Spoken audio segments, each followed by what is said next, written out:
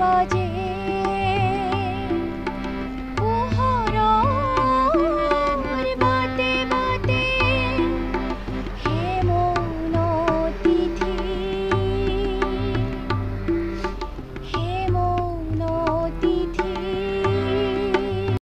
পুরুবিয়াকুল আমি করি পুরুবিয়াকুল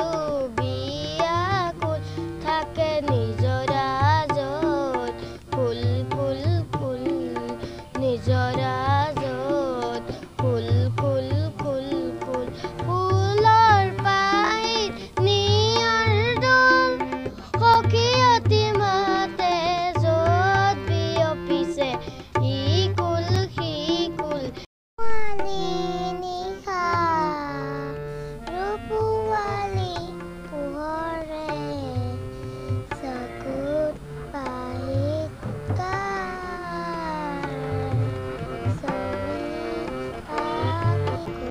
আই দেউৰে ফুলনিতে পোহৰৰে ধেমালি নচানিকিয়ে জিলিকা পাখিৰে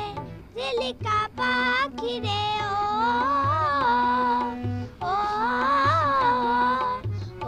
সোণ মৌৰা চৰা সোণ মৌৰা চৰা যাওতি যুগিয়া ধনে মুৰো যাওতি যুগিয়া যাওতি যুগিয়া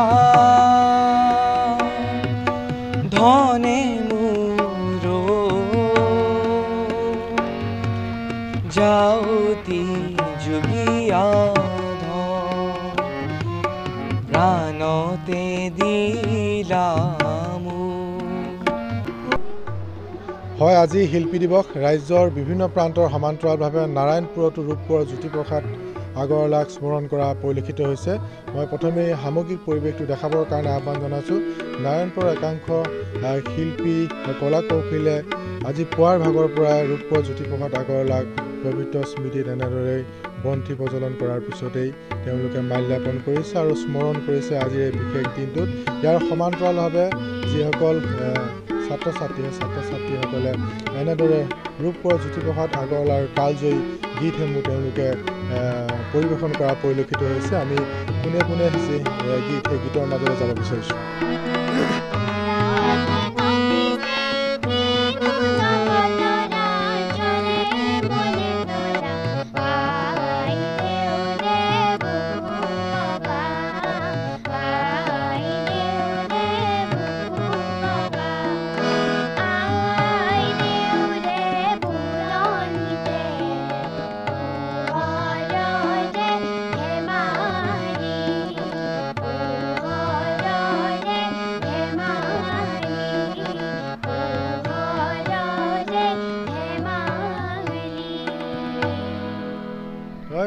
মই একাংশ আপোনাৰ ওচৰলৈ আহিছোঁ। আজি শিল্পী দিৱস, কি ক'ব? এনেদৰে আচলতে ৰূপকোঁৱৰ জ্যোতিপ্ৰসাদ আগৰৱালাক আপোনালোকে স্মৰণ কৰিছে।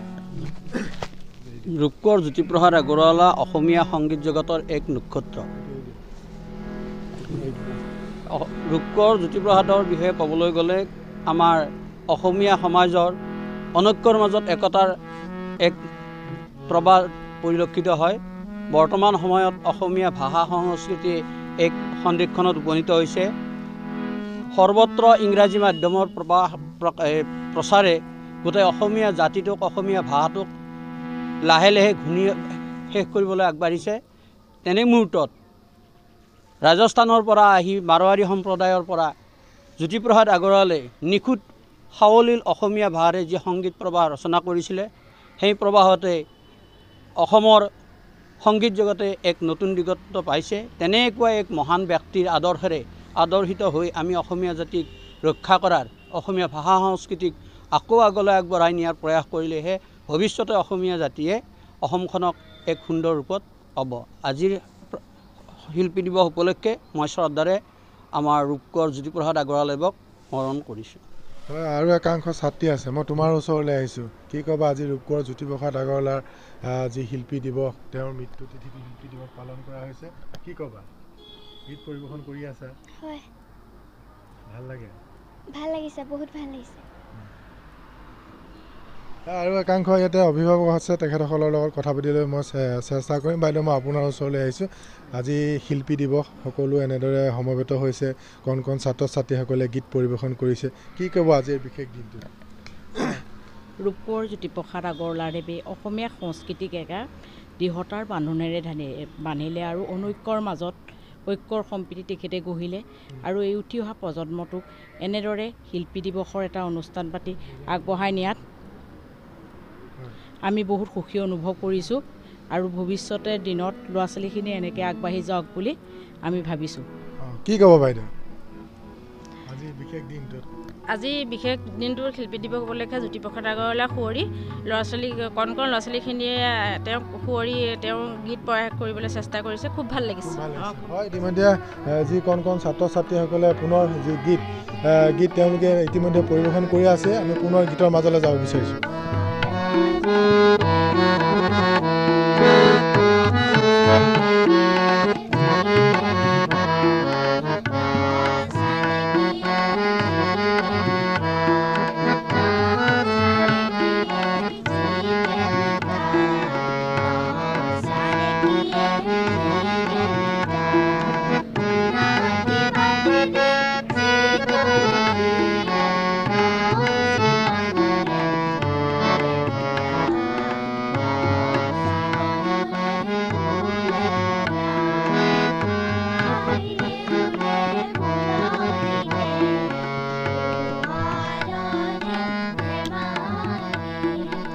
হয় এনেদৰে আচলতে ৰূপকোঁৱৰ জ্যোতিপ্ৰসাদ আগৰৱালাৰ আজি মৃত্যু দিনটোত আজি শিল্পী দিৱস সেই শিল্পী দিৱসৰ দিনা সকলোৱে স্মৰণ কৰা পৰিলক্ষিত হৈছে নাৰায়ণপুৰতো এনেদৰে আজি স্মৰণ কৰিছে আমি কিছু দৃশ্যাংশ দেখাবৰ কাৰণে চেষ্টা কৰিলোঁ